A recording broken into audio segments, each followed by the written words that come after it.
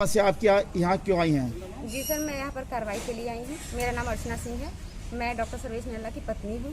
Doctor Sarvesh नियाला और हम दोनों सीएमओ ऑफिस गाजियाबाद में मिले थे। डॉक्टर सर्वेश नियाला ने अपने आप को अनमैरिड बताकर मुझे बहला फुसलाकर मेरे साथ शादी किया।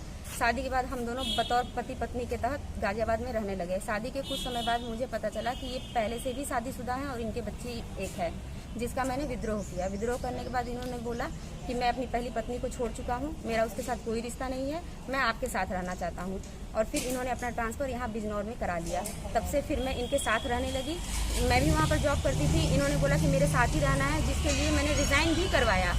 मैंने रिज़ाइन करके फिर मैं इनके साथ यहाँ पर रहने लगी। जब मैं यहाँ पर इनके साथ रहने लगी तब ये जो है मुझे बार बार धमकियाँ देते हैं, मेरे साथ बहुत ज़्यादा बदतमीजी, कुकर्म सब कुछ करते आ रहे थे। जब मैंने इनका विद्रोह किया तो इन्होंने अपनी पहली पत्नी को अपने साथ मिला लिया और मुझे बोलने लगे कि तूने अपने बाप से पैसे लाए हैं, मेरे पहली पत्नी की शादी से तो इतने सारे मुझे सब कुछ मिले हुए हैं। जब मैं इन सारी बातों से तंग आकर बिल्कुल त्रस्त हो गई, तब मैंने इनका जो है इनकी शिकायत पत्र पिछले साल 2019 में 1/11/2019 में सीएमओ ऑफिस, एसएसपी ऑफिस और जिला अधिकारी को अपना शिकायती पत्र, प्रार्थना पत्र दिया। उसके बाद इन्होंने फिर मेरे साथ वहाँ पर 21/11/2019 को कॉम्प्रोमाइज़ करके बतौर पत्नी के तहत मुझे फिर से यहाँ पर रखने लगे। अब तब से मैं सर इन्हीं के साथ रहती हूँ।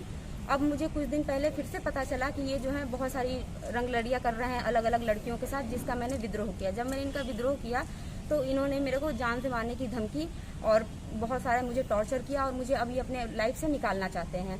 और सर अगर इन केस मुझे कुछ भी होता है तो उसके जिम्मेदार डॉक्टर सर्वेश नियाला, इनकी पहली पत्नी और उनकी माँ होंगी। 19/11 में आपके साथ, आप बता रहे थे 19/11 में आपके साथ कोई घटना हुई?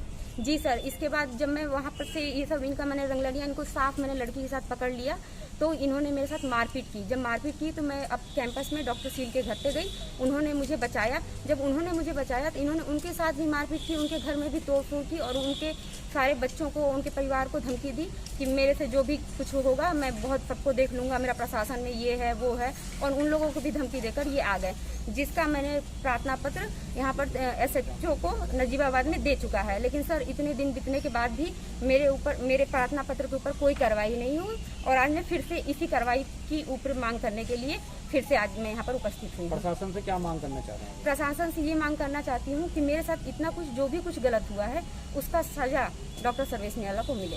आपकी एफआईआर भी दर्ज नहीं की गई अभी तक? जी नहीं सर, मेरा कोई भी एफआईआर दर्ज नहीं किया गया है। आपको किस चीज से खतरा है?